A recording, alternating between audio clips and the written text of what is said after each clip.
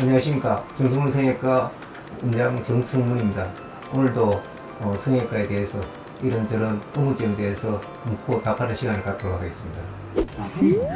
무슨 걸 소비라고 하는데? 일반적으로 우리 미용 성형외과에서는 잘 다루지 않는 부분인데 선천적으로, 그러니까 태어났을 때 입술 그리고 입천정이 갈라져 있는 선천성 기형을 이야기한다고 생각하시면 될 것 같습니다. 뭐 수술 꼭 받아야 되는 건지 아니면 비수술적으로 치료 가능한지. 태어났을 때 입술 갈림증이 있다든지 할 경우에는 반드시 수술을 해야 되겠죠. 그 다음에 대개 보면은 학정기, 유치원 정도 시절에 보통 2차 수술을 받고요. 그런데 이 갈림증이 있는 환자의 경우에는 성장을 하면서 점점 이제 양쪽의 밸런스가 맞지 않는 그런 경우들이 생기게 됩니다. 한쪽은 정상적인 성장을 하는 데 비해서 한쪽은 비정상적인, 그러니까 성장이 잘 안 되기 때문에 입술 모양이 다시 뒤틀어지고 그 다음에 또 코가 비뚤어지는 그런 경향이 있죠. 그래서 확정기에 수술을 하시긴 하지만은 이후에 코가 비뚤어져 있는 문제, 특히 이제 중격이라든지 그 다음에 우리 뼈 문제에 대한 것은 이제 사춘기가 지나고 나서 점점점 더 비틀어지기 때문에 그때쯤에는 수술을 하시는 게 좋겠죠. 성장이 끝난 후에도 수술해야 된다 이런 말이 있는데 꼭 이게 여러 번 다시 수술을 해야 되는 건지. 아주 경미한 경우에는 수술이 필요 없는 경우도 있습니다. 그런데 보통 일반적으로 유치원 고무력 확정기에 수술할 때는 코 모양, 코 구멍 모양 자체가 많이 비틀어져 있기 때문에 그에 대한 2차 수술을 하는 경우가 많고요. 저희 병원에 실제로 이제 이 구순 9개월 때문에 수술하러 오시는 분들은 되게 나이가 많으신 분들입니다. 자식들이 결혼할 시기가 됐습니다.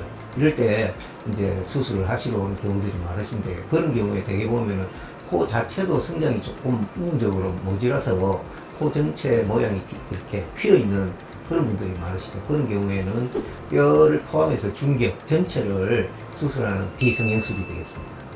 무슨 얘기? 성형 이게 어떤 건가요? 코를 다쳐서 코가 비뚤어져 있는 경우 하고 크게 틀리지 않다고 생각하시면 됩니다. 이제 단순히 원인이 틀리다는 거죠. 코가 삐뚤어져 있는 게 다쳐서 대부분 삐뚤어지는데, 입술 갈림증 환자의 경우에 코가 삐뚤어진 경우는 한쪽 성장 저하 때문에 코가 이제 삐뚤어지는 그런 경향이죠. 수술적인 거는 거의 비슷하다고 생각하시면 될 것 같습니다. 물론 거기에도 중격이 휘어져 있기 때문에 기능코에 대한 수술을 동시에 하신다고 보면 될 것 같습니다. 실질적으로 성형외과 수술 중에 난이도가 어느 정도 되는 수술입니까? 결국은 이 수술도 마찬가지입니다. 코를 수술했는데 삐뚤어진 코를 바로 해놨는데 다시 삐뚤어진다, 이런 이야기를 듣는 경우가 많습니다. 삐뚤어진 코를 바로는 수술 자체가 어렵다 이렇게 생각하는데, 결국 중격이 관건이라고 생각하시면 돼요. 중격을 다 잘 바를 수 있으면 항상 수술 결과는 좋다 이렇게 생각을 하시면 될 것 같습니다. 수술이 난이도라고 하면은 수술 많이 하신 분한테 가면은 아주 짧은 시간에 정확한 시술을 받을 수 있고 수술을 받을 수 있는 거죠. 수술 자체가 아주 간단한 수술은 아니라고 생각하시면 될 것 같습니다. 무슨 얘기 한 번에 끝날 수 있는지 몇 번은 결국 저희한테 오시는 분들은 되게 사춘기가 지나거나 좀 나이가 있으신 분들이기 때문에 거의 이제 마지막 수술이라고 생각을 하고 수술하시면 안 될 것 같습니다. 입술에 대한 거 조금 미진한 부분에 대한 수술을 하신 경우도 있고요. 대부분 오신 게 입술이나 이런 데 대한 흉터도 이야기를 하시지만 코 자체에 대한 수술을 원하시는 분도 많으시거든요.